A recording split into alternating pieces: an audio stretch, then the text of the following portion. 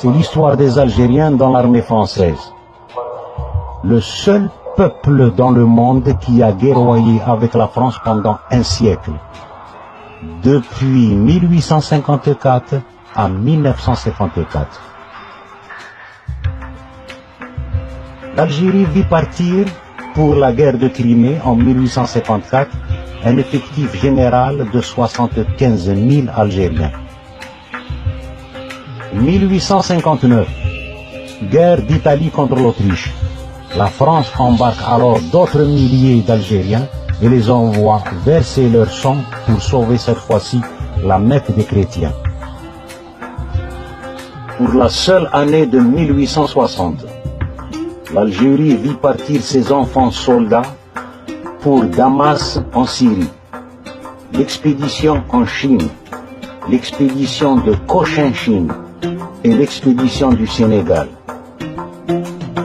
En 1862, l'expédition du Mexique. L'Algérie vit partir 30 000 Algériens pour créer un empire au profit de l'archiduc Maximilien et son épouse Charlotte. La guerre de 1870-1871. Dans les graves circonstances, le gouvernement français songe aux enfants algériens qui sont appelés à rendre de grands services à la France pendant la campagne du Rhin.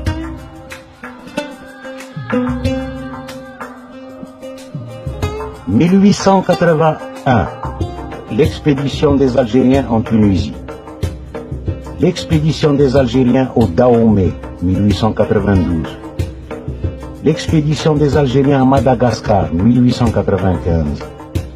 L'expédition des Algériens au Soudan, 1898. L'expédition des Algériens au Maroc, 1906. Et deuxième expédition des Algériens en Chine, en juin 1900.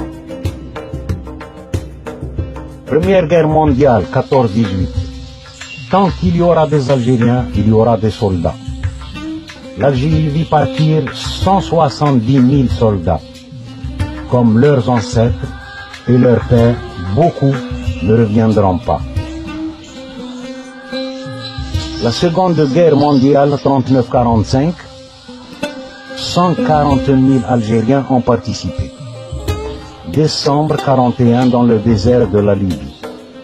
42-43, la libération de la Tunisie. Décembre 1943, Monte Cassino en Italie. La libération de la Corse en 1943. La libération de l'île d'Elbe en juin 1944. Marseille, août 1944.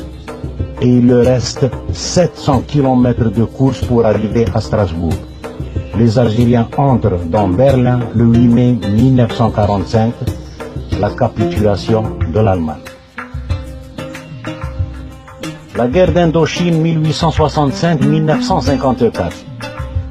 Voilà 89 ans depuis l'expédition française en Cochinchine en 1865 que l'Algérie ne cesse de fournir des combattants pour la guerre d'Indochine.